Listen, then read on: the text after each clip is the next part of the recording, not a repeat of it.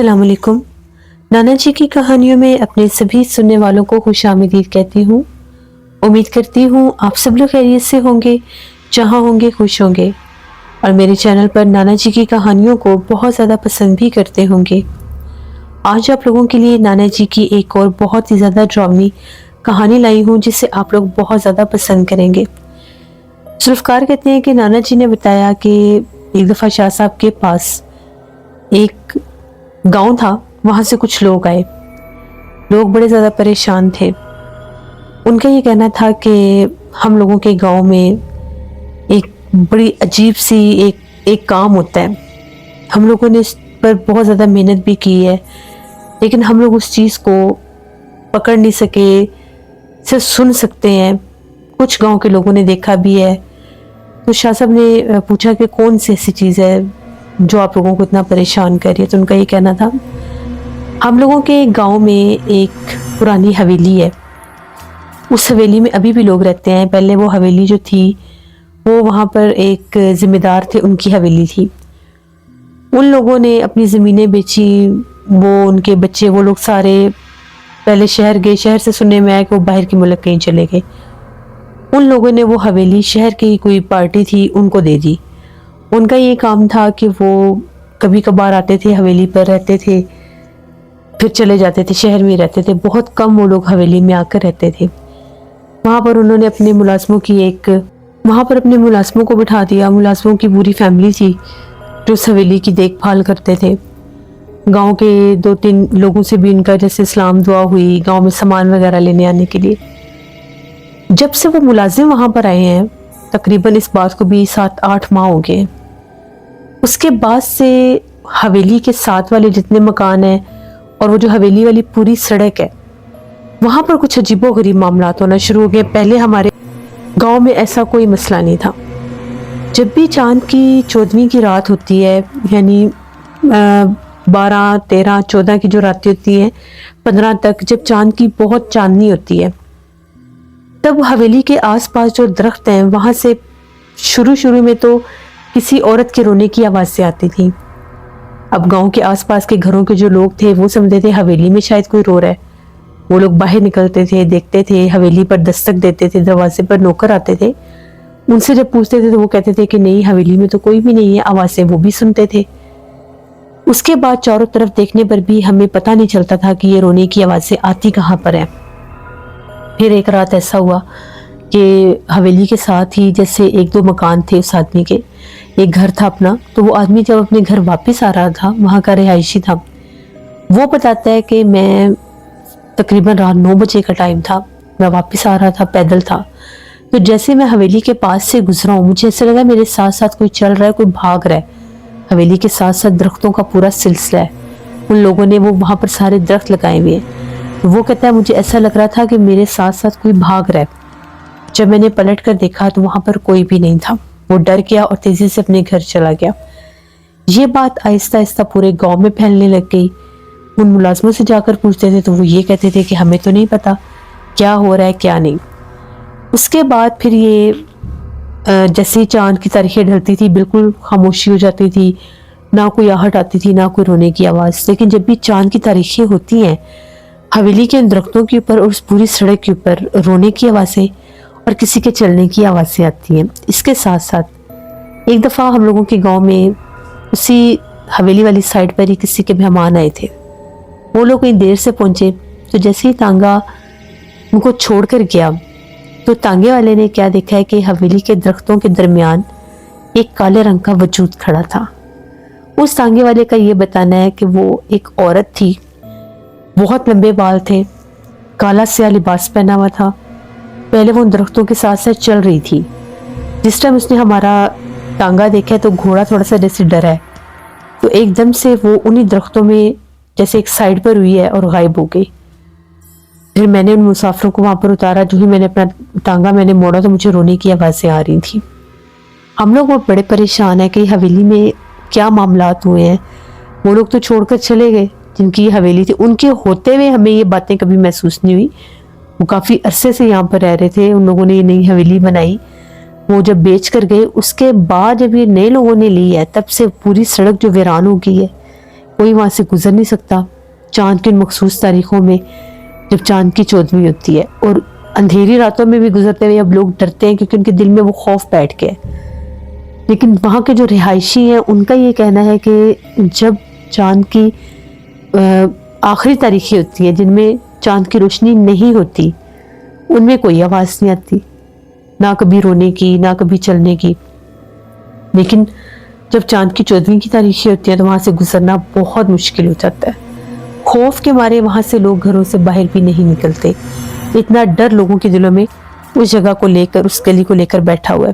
تو ہم آپ کے پاس آئے ہیں کہ ہمارے گاؤں کا وہ حصہ ہے، بہت سے لوگوں کے گھر ہیں وہاں پر، بہت سے لوگوں کا روزمرہ وہاں سے گزرنا نکلنا یہ سارا کچھ ہے۔ نوکروں سے جا کر پوچھتے ہیں، وہ کہتے ہیں کہ ہمیں کوئی آواز نہیں آتی، آپ لوگ جھوٹ بولتے ہیں۔ شاہ صاحب نے لوگوں سے یہ پوچھا کہ کیا یہ معاملات صرف باہر کی حد تک ہیں، درختوں تک یا اس سڑک تک ہی محدود ہیں، یا پھر وہاں کے گھروں میں یا اس حویلی میں بھی کوئی معاملات ہوتے ہیں؟ اس پر ان لوگوں کا یہ کہنا تھا کہ وہاں پر وہ بھی آدمی موجود تھا جس کا گھر حویلی کے ساتھ تھا۔ اس کا یہ کہنا ہے کہ رات کے وقت اس ٹائم ہم لوگ اپنے گھڑوں میں پانی بھر کے رکھتے ہیں کہ صبح تک وہ ٹھنڈا ہو جاتا ہے۔ صبح جب ہم لوگ جاگ کے دیکھتے ہیں تو پانی نہیں ہوتا، پانی غائب ہوتا ہے۔ اس کے علاوہ ہم لوگوں کی جو گھر کی کچی دیواریں ہیں ان کے اوپر بہت زیادہ جیسے لمبے ہاتھ ہوتے ہیں، ان ہاتھوں کے نشان لگے ہوتے ہیں۔ ہمیں نہیں پتا کہ وہ ہاتھوں کے نشان کس چیز کے ہیں، کبھی وہ بالکل ڈارک جیسے مٹی کے رنگ کے ہو جاتے ہیں، کبھی وہ کس رنگ کے ہوتے ہیں۔ 3-4 ہمیں اس دیوار کے اوپر وہ ہاتھ بھی دکھائی دیے ہیں۔ کچھ دن وہ رہتے ہیں، کچھ دن کے بعد وہ مٹ جاتے ہیں۔ شاہ صاحب نے کہا کہ ٹھیک ہے۔ شاہ صاحب نے پڑھائی کی تو شاہ صاحب کا یہ کہنا تھا وہاں پر کوئی جیسے کوئی بھٹکتی مخلوق ہے، جس طرح سے کوئی بھٹکتی بدروح ہے، اور یہ صرف اور صرف چاند کی ان تاریخوں میں ظاہر ہوتی ہے جس وقت چاند کی چاندنی ہو۔ اس حویلی میں کوئی ایسا عمل کیا گیا ہے یا پھر مسلسل وہاں پر وہ عمل کیا جا رہا ہے جس کی وجہ سے وہاں پر یہ مخلوق ظاہر ہو گئی ہے۔ اب وہ لوگ جو تھے ان کا یہ کہنا تھا کہ ہمیں کیسے پتہ چلے گا کہ حویلی میں وہ عملیات ہو رہے ہیں؟ شاہ صاحب نے یہ کہا کہ آپ لوگوں نے وہاں پر باقاعدہ دیکھنا ہے، کسی بہانے سے اس حویلی کے اندر جائیں۔ وہ جو ملازم ہے یا ان میں سے کوئی ایسا انسان ہے جو وہاں پر عملیات کر رہا ہے جس کی وجہ سے یہ چیز اس پورے علاقے میں اپنا آپ ظاہر کر رہی ہے، اور یہ بڑی سخت مخلوق ہے۔ یہ اسی طرح سے عورت کے روپ میں اپنا آپ ظاہر کرتی ہے، اور یہ تب تک بھٹکتی رہتی ہے کہ جس مقصد سے اس کو بلایا جائے وہ مقصد پورا نہ ہو۔ ان لوگوں نے کہا کہ ٹھیک ہے، ہم لوگ پھر کل کسی بہانے سے جا کر تو پتہ کرتے ہیں کہ وہاں پر معاملات کیا ہیں۔ 2 دن کے بعد وہ لوگ پھر آئے۔ ان کا یہ کہنا تھا کہ ہم لوگوں نے یہ بہانہ بنایا ہے کہ بچے کا بال چھت پر گرا ہے، ایک بچے کو بھی ساتھ لیا، اور جن کے گھر سے پانی غائب ہو جاتا ہے وہی یہ جو آدمی بیٹھا ہے اس کی مسز ہی بچے کو لے کر گئی۔ اس کا یہ کہنا تھا کہ میری بیوی اور میرا بیٹا جب ان کی حویلی میں داخل ہوئے تو انہوں نے کہا کہ ہمارے اوپر کوئی چیز گری ہے چھت پر، وہ اٹھانے آئے۔ ملازم تھے، انہوں نے کہا ٹھیک ہے اٹھا لو۔ وہ کہتے ہیں کہ جب ہم لوگ حویلی کے اندر داخل ہوئے تو وہاں پر بہت زیادہ گندی سمیل آ رہی تھی، جیسے گلا سڑا کوئی گوشت ہوتا ہے۔ سیڑھیوں کے ساتھ ایک کمرہ تھا، وہ کمرہ تھوڑا سا کھلا ہوا تھا، اس کمرے سے گندی سمیل آ رہی تھی، اور ایسا محسوس ہو رہا تھا کہ اس کمرے میں جیسے کوئی دیا جل رہا ہے، اس کی روشنی باہر ایسے آ رہی تھی جیسے کوئی دیا جل رہا ہے۔ یہ دوپہر کے ٹائم کی بات ہے۔ یہ لوگ اوپر گئے، ان لوگوں نے کہا کہ میں نے اپنی چھت سے پھینک دی ہے۔ یہ لوگ نیچے آ گئے، ان لوگوں نے جب دیکھا تو پوچھا کہ آپ کی خواتین کہاں پر ہے؟ اسی کمرے سے ایک عورت باہر نکلی، اس عورت نے اپنے سر کے اوپر کالا دوپٹہ باندھا ہوا تھا، اور اس کے ہاتھ میں جس طرح سے کوئی کتاب بھی تھی۔ تو وہ کہنے لگی کیا بات ہے؟ تو میں نے ان سے یہ پوچھا کہ آپ لوگ یہاں پر ملازم ہیں؟ تو انہوں نے کہا کہ ہاں ہم لوگ ملازم ہیں۔ پھر میں نے پوچھا کہ آپ لوگ مسلمان ہیں؟ تو اس کا آگے سے یہ کہنا تھا نہیں ہم لوگ مسلمان نہیں ہیں، ہم لوگ کرسچن ہیں، مسیح ہیں۔ اس نے کہا کہ ٹھیک ہے، اتنا کہہ کر وہ وہاں سے چلی گئی، گھر آ گئی۔ اب یہ ساری بات ہے، اب آپ بتائیں کہ ہم لوگ کیا کریں؟ شاہ صاحب نے کہا کہ اب وہ وہاں پر کوئی ایسے عملیات کر رہے ہیں، یا تو اس حویلی کے اوپر ہم قبضہ کرنا چاہتے ہیں، اس وجہ سے وہاں پر کوئی چلا کشی یا کوئی ایسا عمل کیا جا رہا ہے۔ جب تک وہاں کے مالکان نہیں آتے تم لوگ کچھ نہیں کر سکتے۔ پھر شاہ صاحب نے ایک اور بات کی کہ اب جب دوبارہ وہ مخلوقات ظاہر ہو تو آپ لوگ ان سے کہیں کہ جب سے آپ لوگ آئے یہاں پر یہ معاملات ہو رہے ہیں، اپنے مالکان کو بلائیں۔ وہ لوگ واپس چلے گئے. جس وقت چاند کی کچھ تاریخیں تھیں تو وہ لوگ واپس آئے جب وہاں پر دوبارہ سے وہ معاملات. تو ان کا یہ کہنا ہے کہ اب وہ اتنی زیادہ وہ چیزیں بڑھ چکی ہیں کہ اب ایسے لگتا ہے کہ گھروں کی چھتوں پر بھی کوئی بھاگ رہا ہے. مسلسل بھاگنے کی آوازیں بھی آئی ہیں. ہم لوگوں نے انہیں یہ کہا کہ گاؤں کے جو ذمہ دار ہیں وہ یہاں کے حویلی کے مالکان سے ملنا چاہتے ہیں, ان کو بلائیں. یہ ضروری ہے ہمارے گاؤں میں. یہ جب کوئی نیا آتا ہے بندہ تو اس کو باقاعدہ پنچایت میں بٹھا کر سب سے اس کو متعارف کروایا جاتا ہے. ان لوگوں نے کہا کہ ٹھیک ہے. وہ تو جانتے ہی نہیں تھے کہ ہم لوگ ان کے مالکان کو کیوں بلا رہے ہیں. ان کے مالک آئے ہیں, وہ جو تھے وہ مسلمان تھے. ان کو باقاعدہ پنچایت میں بٹھایا گیا اور ان کو ساری بات بتائی گئی ہے. میرے بیٹے نے ساری بات بتائی جو کچھ اس نے وہاں پر دیکھا. وہ لوگ بڑے پریشان ہوئے. انہوں نے کہا کہ ٹھیک ہے ہم لوگ دیکھتے ہیں کہ یہ کیا کر رہے ہیں. حویلی کے اندر جب وہ اپنے اس گھر کے حدود میں گئے, حصے میں گئے, کیونکہ ان کو تو سرونٹ کوارٹر دیا ہوا تھا. وہ کہتے ہیں کہ سیڑھیوں کے نیچے والا کمرہ بند ہے اور ہم نے ان کو کہا کہ چابیاں دو, تو یہ چابیاں نہیں دے رہے. بالآخر وہ مالکان تھے, انہوں نے چابیاں نکلوا لی. جب اس کمرے کو کھولا گیا تو اندر باقاعدہ طور پر جس طرح سے کوئی عملیات کرتے ہیں وہ سارا نقشہ بنا ہوا ہے. وہاں پر کچھ ایسی چیزیں بھی رکھی ہوئی ہیں, موم بتیاں رکھی ہوئی ہیں, لیمو رکھے ہوئے ہیں, ایک کتاب رکھی ہوئی ہے, اور ساتھ جس طرح سے بکرے کا سر ہے, بکرے کی جو کٹا ہوا سر ہے اس کے اوپر سوئیاں لگا رہے ہیں.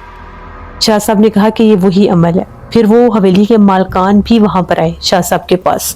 شاہ صاحب نے انہیں ساری بات بتائی کہ آپ لوگوں نے جب سے یہ حویلی لی ہے, لوگوں کو آپ نے یہاں پر بٹھایا, کیا یہ آپ کے ملازم پہلے سے بھی ہیں؟ تو ان کا یہ کہنا تھا کہ یہ پہلے سے نہیں ہے, ان کے کچھ جاننے والے ہیں.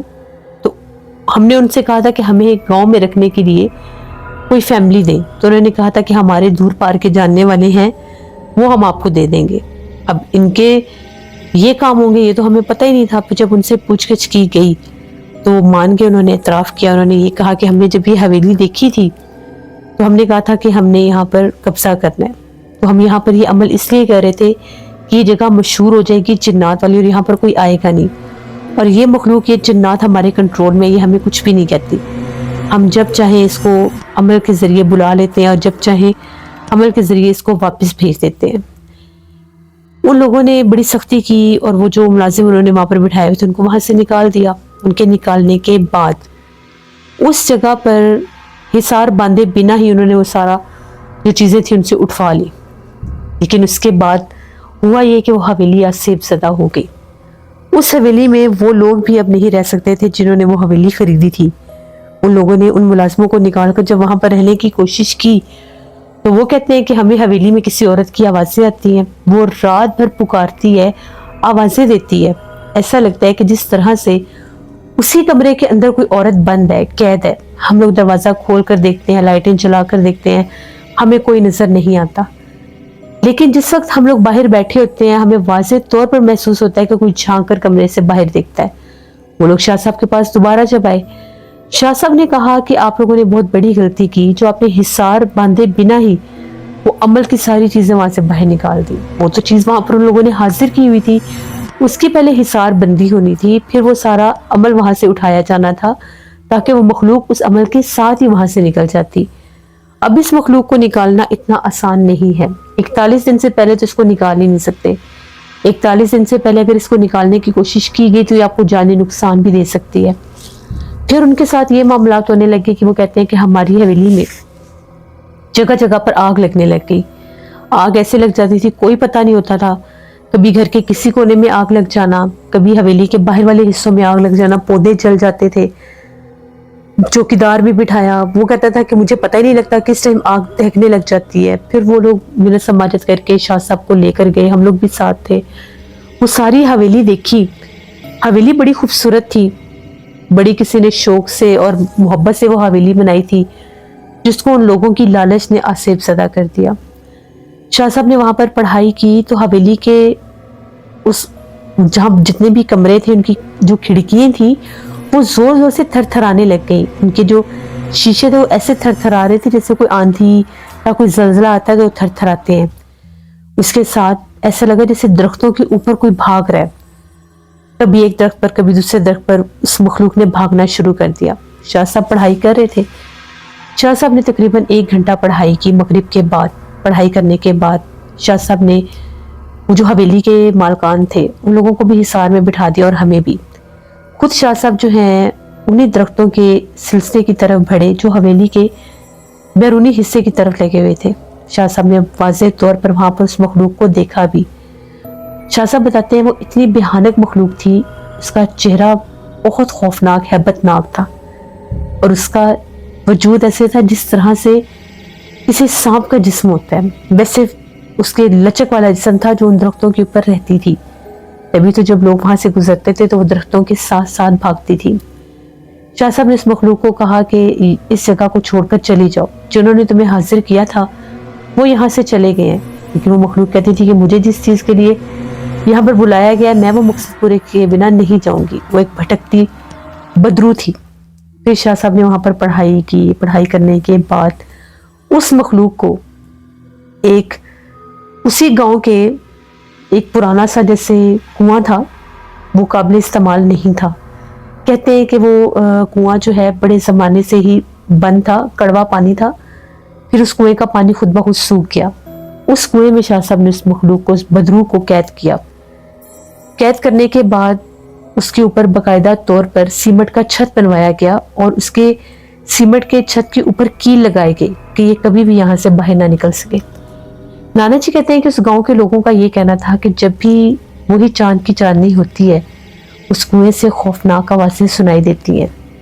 اس حویلی کو تو اس نے چھوڑ دیا, لیکن ان مخصوص تاریخوں میں حویلی کے دروازے پر دستک ہوتی تھی. وہ لوگ دروازہ نہیں کھولتے تھے. 14ویں رات تک اس حویلی کے دروازے پر دستک ہوتی تھی. آہستہ آہستہ حویلی کے دروازے پر تو دستک ہونا بند ہو گئی, لیکن اس کی چیخیں, اس کی آوازیں, اس کا رونا ہر چاند کی روشن تاریخوں میں وہاں پر گونجتی تھی. لوگ کبھی بھی اس چڑیل والے کنویں کے پاس سے گزرتے بھی نہیں تھے.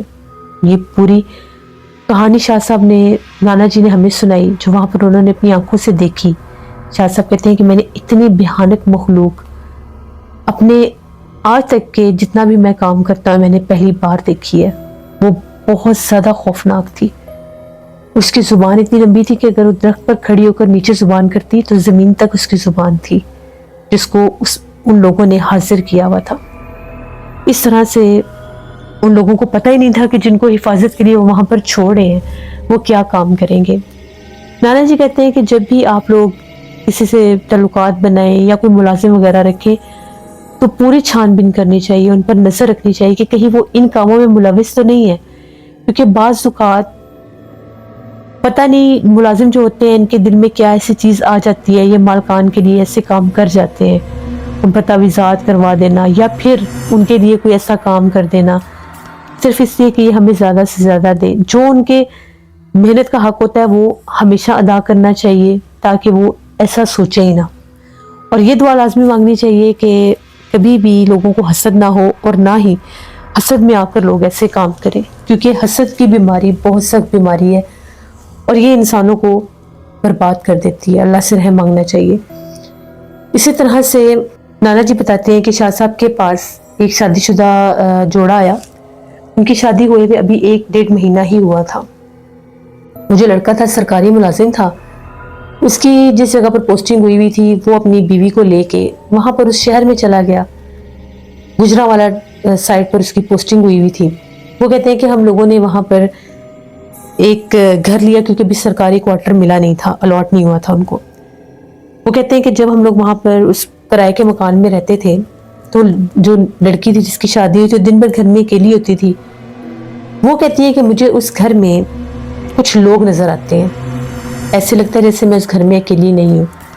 میں جیسے کھانا پکانا کر رہی ہوتی ہوں تو میرے پیچھے سے جیسے کوئی عورت گزر کر جاتی ہے اور وہ باقاعدہ اپنا آپ ظاہر کرتے ہیں, قدموں کی آہٹ آنا. تو میں پلٹ کر دیکھتی ہوں تو دروازے تک کوئی باہر نکل جاتا ہے. میں بھاگ کر پیچھے جاتی ہوں تو کوئی بھی نہیں ہوتا. جب میں کچن کی طرف آتی ہوں تو مجھے ایسا لگتا ہے کہ جیسے کچن میں سے کوئی باہر نکل رہا ہے. کبھی ایک بوڑھی عورت نظر آتی ہے, کبھی بچے نظر آتے ہیں, یہاں تک کہ میں نے ایک مرد کو بھی دیکھا. اس نے اپنے شوہر کو بتانا شروع کیا کہ یہاں پر یہ معاملات ہیں. اس کے شوہر نے سمجھا شاید یہ پرانا گھر ہے اس وجہ سے یہ ایسی باتیں کر رہی ہے. اس نے کہا کہ ہمیں جلدی سے سرونٹ کوارٹر مل جائے گا, تم پریشان نہ ہوا کرو, تم وہم بہت زیادہ کرتے ہو, تمہیں اکیلے رہنے کی عادت نہیں ہے. وہ لڑکی کہتی تھی میں وہم نہیں کرتی، میرا یقین کرو، مجھے یہاں پر ایسا لگتا ہے جیسے جنات نظر آتے ہیں۔ اس نے کہا کہ کہیں تمہارے اوپر اثرات تو نہیں ہے؟ اس لڑکی نے کہا نہیں، میرے اوپر کوئی اثرات نہیں ہے۔ پھر اس کے شوہر کو بھی وہ نظر آنے لگ گئے۔ جب وہ رات کو سویا ہوا ہوتا تھا تو وہ کہتا ہے مجھے واضح طور پر آتا جیسے کوئی آدمی کوئی مرد جگاتا ہے، مجھے آواز دیتا ہے، میں اٹھ کر دیکھتا ہوں تو کوئی بھی نہیں ہوتا، اور سیڑھیوں کی طرف ایک مرد جا رہا ہوتا ہے، چارپائی کے پاس کوئی نہیں ہوتا، لیکن دیکھنے پر وہ سیڑھیوں تک پہنچ بھی جاتا ہے، قد بھی لمبا ہوتا ہے۔ پھر وہ لوگ شاہ صاحب کے پاس آئے کہ ہمیں بتائیں یہ کیا مخلوقات ہیں، یہ کیا اس گھر کی کوئی چیزیں ہیں یا ہمارے اوپر کوئی چیزیں ہیں؟ شاہ صاحب نے جب پڑھائی کی تو شاہ صاحب نے کہا کہ یہ اس گھر کے جنات ہیں۔ اس گھر میں پورا ایک خاندان آباد ہے، وہ اس طرح سے نقصان دینے والے نہیں ہیں کہ آپ لوگوں کو جانی نقصان دے، لیکن وہ اپنا آپ ایسے ظاہر کریں کہ ہم لوگ بھی یہاں پر رہتے ہیں۔ اب جس طرح سے تم دن بھر گھر پر نہیں ہوتے، تمہاری بیوی گھر میں اکیلی ہوتی ہے، تو اس کا ان کے ساتھ یوں اکیلے رہنا بالکل بھی ٹھیک نہیں ہے۔ اگر یہ اکیلی ہوگی، عبادت کرے گی، نماز پڑھے گی، قرآن پاک پڑھے گی، وہ حاوی ہونے کی کوشش بھی کریں گے، کیونکہ ضروری نہیں ہے کہ اگر وہ تنگ نہیں کر رہے تو وہ مسلمان جنات ہی ہیں۔ تو یہ مسئلہ ہو سکتا ہے، اور بعض اوقات اگر یہ جنات حاوی ہونا شروع ہو جائیں تو یہ زندگی برباد کر دیتے ہیں۔ بہتر یہ ہے کہ اس گھر کو چھوڑ دو۔ اور وہ گھر کس جگہ پر ہے اور کیا وہ آباد جگہ ہے جہاں پر وہ گھر ہے؟ تو ان کا یہ کہنا تھا کہ نہیں، وہ جگہ اتنی آباد نہیں ہے، ان میں اس علاقے میں ایک تو درخت بہت زیادہ ہے، دوسرا وہاں پر گھر فاصلے فاصلے پر ہیں۔ اب ہم لوگوں کے گھر کے ساتھ 2 پلاٹ خالی ہیں، اس کے آگے ایک گلی ہے، اس گلی کے دوسری طرف گھر ہے، ہمارے گھر کے ساتھ کوئی مکان نہیں ہے، گھر کی دونوں سائڈوں پر خالی پلاٹ ہے، اس کی بیک سائڈ پر بھی ایک خالی پلاٹ ہے، اور دور سے مکان نظر آتے ہیں۔ وہاں پر کچرے بھی لوگوں نے پھینکے ہوئے ہوتے ہیں جیسے خالی پلاٹس میں، اور درخت بھی ہیں زیادہ۔ اکثر ہمیں رات کو آوازیں آتی تھیں درختوں سے، تو ہمیں یہ لگتا تھا کہ شاید آس پاس کے لوگ ہیں، ان کی آوازیں ہیں، لیکن جب میری بیوی نے یہاں پر لوگوں کو دیکھنا شروع کیا تو یہ بہت ڈر گئی۔ یہ کہتی ہے کہ کبھی کبھار دوپہر میں آوازیں آتی ہیں ان کے بولنے کی، جیسے میں ایک کمرے میں بیٹھی تو دوسرے کمرے سے کسی کے بولنے کی آواز آ جائے گی، یا ایسا لگے گا جیسے کچن میں کوئی برتن استعمال کر رہا ہے، جیسے واضح طور پر کسی نے گلاس اٹھایا ہے، واضح طور پر جیسے کوئی پلیٹ یوز کر رہا ہے۔ جب میں جا کر دیکھتی ہوں تو کوئی بھی نہیں ہوتا، لیکن برتن جو ہیں یہاں سے وہاں ضرور ہوئے ہوئے ہوتے ہیں۔ مغرب کے بعد وہ بہت زیادہ اپنا آپ ظاہر کرتے ہیں۔ مغرب میں جب میں شام کو کھانا بنا رہی ہوتی ہوں، پیچھے سے ان کا گزرنا، ان کے قدموں کی آہٹیں آنا، ایسے لگنا جیسے سیڑھیوں میں کوئی بچہ بھاگ کر اوپر جا رہا ہے، تو ان چیزوں نے مجھے بہت زیادہ ڈرایا ہوا ہے۔ پھر شاہ صاحب نے ان کو کہا کہ وہاں سے چلے جاؤ، اسی میں تم لوگوں کی بھلائی ہے، ورنہ وہ جنات تم لوگوں کو بہت سخت نقصان دیں گے۔ پھر وہ لوگ ڈر گئے، اس کے بعد وہ لوگ واپس گئے، ان لوگوں نے وہ گھر چھوڑ دیا، یا شاید اس لڑکے نے وہاں سے ٹرانسفر کروا لی۔ تو اس طرح سے بھی لوگوں کی زندگیوں میں معاملات ہو جاتے ہیں جو نانا جی نے ہمیں بتائے۔ یہ تھی نانا جی کی کہانی، وہ شکریہ ذوالفقار آپ کا، جس سے میں امید کرتی ہوں آپ لوگوں کو نانا جی کی کہانیاں پسند آئی ہوں گی۔ آپ لوگ بھی اپنا فیڈ بیک دیا کریں، جو لوگ چینل کو وزٹ کر رہے ہیں، ابھی تک سبسکرائب نہیں کیا تو چینل کو ضرور سبسکرائب کیا کریں۔ یہاں پر میں اسی طرح سے آپ لوگوں کے لیے نانا جی کی خوفناک کہانیاں لاتی رہتی ہوں۔ انشاءاللہ تعالیٰ پرسوں پھر ملاقات ہوگی نانا جی کی کسی نئی خوفناک کہانی میں۔ اپنا بہت سا خیال رکھا کریں، اپنی ڈھیروں دعاؤں میں مجھے، میری فیملی، میرے پورے پاکستان کو یاد رکھا کریں۔ گرمی بہت زیادہ شدید بڑھ گئی ہے، تو اس بڑھتی ہوئی گرمی میں آپ لوگ لازمی اپنے چھتوں کے اوپر برڈز کے لیے کھانے پانی کا انتظام کیا کریں، دانہ رکھا کریں، پانی بھر کے رکھا کریں، تاکہ جو بھی چھت کے اوپر آئیں پانی پینے کے لیے پرندے، تو وہ دانہ بھی لے کر جائیں اور آپ کو دعا دے کر جائیں، کیونکہ یہ معصوم پرندے ہوتے ہیں، اور جب یہ ہم انسانوں کے گھروں سے دانہ پانی لے کر جاتے ہیں تو ہمارے حق میں دعا بھی کر کے جاتے ہیں۔ تو یہ لازمی صدقہ جاریہ سمجھ کے رکھا کریں۔ گرمیوں میں یہ میسج ہمیشہ دیتی ہوں اور دیتی آؤں گی۔ انشاءاللہ پرسوں پھر ملاقات ہوگی۔ اپنا بہت سا خیال رکھیں، جہاں رہیں خوش رہیں۔ Thank you for listening my stories, stay tune, اللہ حافظ۔